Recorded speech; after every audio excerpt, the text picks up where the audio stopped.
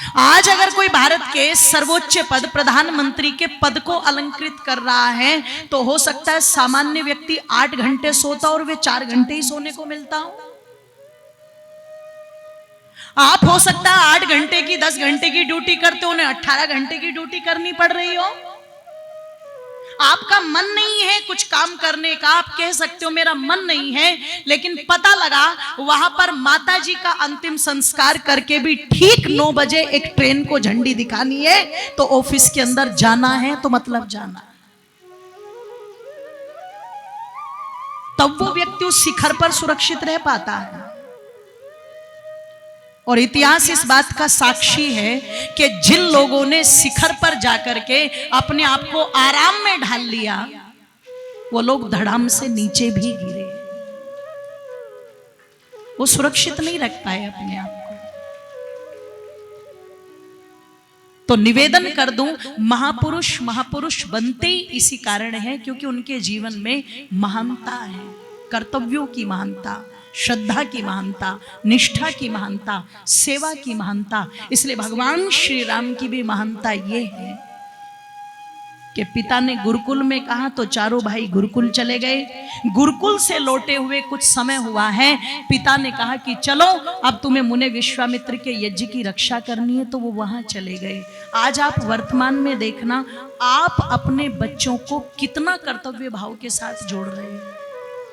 बुरा मत मानिएगा, आज के बच्चों को माता पिता ने इतना सुविधा भोगी बना दिया, इतना सुविधा भोगी बना दिया कि उस सुविधा भोगी होने के कारण ना तो उनमें शारीरिक मजबूती रह पाती है, ना उनमें मानसिक मजबूती रह पाती है। आपने उनकी शारीरिक मजबूती को समाप्त कर दिया, आपने उनकी मानसिक मजबूती को समाप्त कर दिया।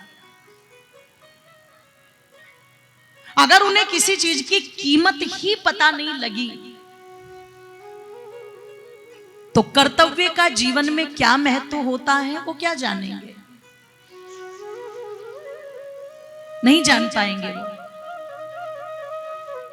एक बेटा जो अपने पिता के धन को उड़ाता है, खूब उड़ाता है, पिता ने कहा बेटे जिसे तू इस प्रकार से यूं यूं करके उड़ा रहा है ना, ये मैंने पसीना खून अपना पसीने की तरह बहा है, तब जाकर के ये धन घर में आया है, इसकी कदर कर।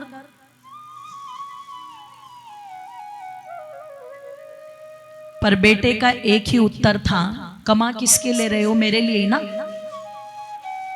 जब मेरा ही है तो तुम्हें दर्द किस बात का हो रहा है कि मैं खर्च रहा हूं, मेरे लिए ही कमाया है आपने। पिता विचार कर रहा है इसको समझाऊं तो कैसे समझाऊं। एक दिन कहा चल, उड़ाना तो बहुत आसान है, कमा के भी तो दिखा। एक काम कर, तू 100 रुपए कमा करके ला, चल। हजारों में उड़ाता है ना, केवल 100 रुपए कमा करके ला। शाम तक देने 100 रुपए, तब घर में आने दूंगा, नहीं तो आने नहीं दूंगा। अब पिताजी गए बाहर, ये तुरंत पहुंचा मम्मी के पास, पीछे से मम्मी का पल्लू पकड़ा, मम्मी 100 रुपए देना जरा। अब मम्मी ने पल्लू के नीचे से धीरे से 100 रुपए दे दिए और दे करके क्या, कसाई को पता मत लगने देना, तेरे साथ साथ मुझे भी कूट देगा कसाई। मतलब आप नहीं कहती होगी अपने पति को, वो रही होगी कोई झज्जर रोहतक वाली, उपाधियां पकड़ रखी हैं पतियों के लिए, पता मत लगने देना। इसने कहा ठीक। शाम को पिताजी आए, लिया है 100 रुपया। बोले कौन सी बड़ी बात थी, लो। पिता ने कहा एक काम कर, इसे फाड़ दे। बोले क्यों, कि मैं कह रहा हूं फाड़ दे। इसने तुरंत एकदम 4-5 टुकड़े करे, फाड़ के और पिता के ऊपर उड़ा दिया, जैसे बारात में बाराती उड़ाते। पिता समझ गए। समझ गए तो अगले दिन अपनी पत्नी से कहा, देख ध्यान से सुन, खबरदार अगर इसे 1 रुपया भी दे दिया तूने आज, नहीं तो जो वे मेरी ब्लैक मनी तूने इकट्ठी कर रखी है ना सारी, कई चावलों के कनस्तर में और कई दाल के कनस्तर में, वो सारी ले लूंगा वापिस अपनी। अगले दिन फिर बोला 100 रुपए और लाज शाम को। अगले दिन दोस्तों से उधार मांग लिए। पिता ने तीसरे दिन इसके दोस्तों को मना किया, सब रिश्तेदारों को मना किया, खबरदार अगर मेरे बेटे को किसी ने 1 चवन्नी भी दी तो। तीसरे दिन फिर कमा के ला। आज मम्मी से मांगा, मम्मी ने हाथ खड़े कर दिए। मित्रों से मांगा, उन्होंने मना कर दी। रिश्तेदारों से मांगा, उन्होंने मना कर दी। अब पता लगा आधा दिन चला गया, बचा कितना? आधा दिन। ये घूमता रहा, कहां से लाऊं कहां से लाऊं, क्या करूं। जब आधा दिन निकल गया और घर में घुसने नहीं देंगे पिताजी जब तक 100 रुपए नहीं दूंगा, तो मंडी में पता लगा एक जगह कट्टे ढोने का काम चल रहे थे, मजदूर कर रहे थे। ये वहीं पहुंचा। पहुंच करके कहा, मुझे कुछ पैसे चाहिए, कुछ थोड़ा बहुत काम हो तो करवा लो। उसने कहा क्या कर देगा? कट्टे उठाने का काम है, उठा दे। शाम तक जितने कट्टे उठाएगा उसी के हिसाब से तुझे पैसे मिल जाएंगे। अब जिस नवाबजादे ने कभी पानी का गिलास नहीं उठाया था, मंडी में पता लगा जब कमर पर कट्टे उठाने पड़े तो शाम तक कमर टूट गई।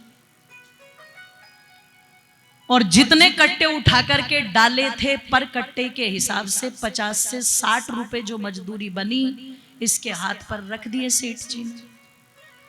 अब इसने कहा काम इतना करवाया और पैसे इतने कम। इसने कहा कोई कलेक्टर है तू जो तुझे गड्डी दे दूं मैं? ये तो मजदूरी मिली है तेरी, पहले ही बता दिया था तुझे, यही बनती है। घर गया, पता लगा कपड़े पूरे काले, पसीने में लथपथ, चेहरा बिल्कुल लाल पड़ा हुआ है और बिल्कुल एकदम टूटा हुआ शरीर लेके घर पहुंचाई। पिताजी आगे मिले, खड़े हुए। हाँ बेटे क्या हाल? बोले वो तो देख ही रहे होंगे कि वो तो मैं देख रहा हूं, ला जल्दी 100 रुपए निकाल। इस बेटे ने अपनी जेब से वो 50 से 60 रुपए निकाले, माताओं और पिता के हाथ पर रख दिए। हाथ पर रख करके कहता है जो भी है बस ले लो, ले लो। ये मत कहना ये कम है, मैं बड़ी मुश्किल से कमा के लाया हूं। पिताजी ने कहा चल कोई बात नहीं, 60 पर ही सबर कर लूंगा, एक काम कर इसे भी फाड़ दे। बस जैसे ही पिता ने ये कहा, तुरंत ऐसी बिजली सी कौंधी शरीर के अंदर कि फाड़ दूं, ऐसे ही फाड़ दूं। जानते हो ये कितनी मेहनत से कमाए हैं मैंने? मेरा चेहरा नहीं दिख रहा आपको? पसीने से लथपथ हो गया मैं, मेरे पैर टूटे जा रहे हैं, मेरी कमर टूटी जा रही है। मंडी में मजदूरी करके तब ये 60 रुपए लेकर के आया हूं और आप कहते हो फाड़ दो। बिल्कुल नहीं फाड़ूंगा।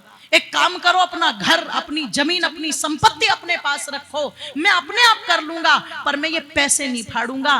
बाप कहता बेटे पता चल गया, पता चल गया तुझे अपने 60 रुपए जो पसीने कमा करके, पसीना बहा करके तूने कमाए, वो तुझे इतने अच्छे लग रहे हैं और पिता के हजारों रुपए तू हवा में उड़ा रहा है। जब तक स्वयं वो उस आंधी तूफान से न गुजर जाए, जब तक वो स्वयं ही ध्यान रखना उन चीजों के साँचे में न ढल जाए, तब तक उस पीढ़ी के अंदर वो चीज आएंगी ही नहीं। आज जो तुम इन्हें फूलों की तरह नाजुक बिल्कुल बना रहे हो, ये जीवन में आगे चल करके जब कोई विपत्ति आएगी, संकट आएगा, ये सरवाइव ही नहीं कर पाएंगे बिल्कुल भी। फिर क्या होगा? नंबर कम रह गए तो ये घर कमाते और रेलवे ट्रैक पर पहुंच जाते हैं। किसी कंपटीशन में हार गए तो ये सल्फास खाने की सोचने लगते हैं। तुमने इन्हें रिश्तों में लपेट दिया, जहां इनके ऊपर रिश्तों की जिम्मेदारी आई, ये तुरंत कुत्ते बिल्ली की तरह लड़के एक दूसरे को छोड़ने की धमकी देने लगते हैं। नहीं,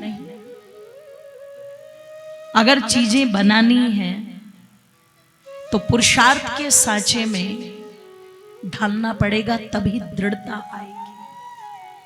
और फिर वो दृढ़ता इतनी आती है कि फिर वो बाप की कमाई पर नहीं, वो आपकी कमाई में विश्वास रखता है। जैसे मेरे पिता ने इज्जत बनाई, मैं भी समाज में वैसी इज्जत, जोर से बोलो, बनाऊंगा। जैसे मेरे पिता ने, दादा ने मेहनत पुरुषार्थ करके ये महल खड़े किए, ऐसे मैं भी अपनी मेहनत से करूंगा। जैसे उन्होंने संघर्ष करके अपने रिश्तों को बना करके रखा, जोड़ करके रखा, मैं भी वैसे जोड़ करके रखूंगा। ये भाव अपने बच्चों के अंदर पैदा जरूर।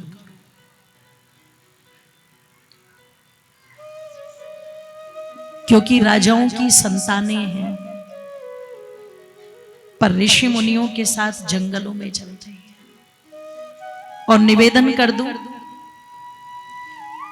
यज्ञ की रक्षा करते हुए पहुंच गए हैं, अहिल्या का उद्धार करते हुए। कहां? जनकपुरी में। आइए, कल कथा यहां तक पहुंची थी। जनकपुरी में जब जनक जी के दरवाजे पर चल करके मुनि विश्वामित्र के साथ पहुंचे हैं, जनक जी मुनि विश्वामित्र का सम्मान कर रहे हैं, पर कौतूहल की दृष्टि से दोनों राजकुमारों को देख रहे हैं।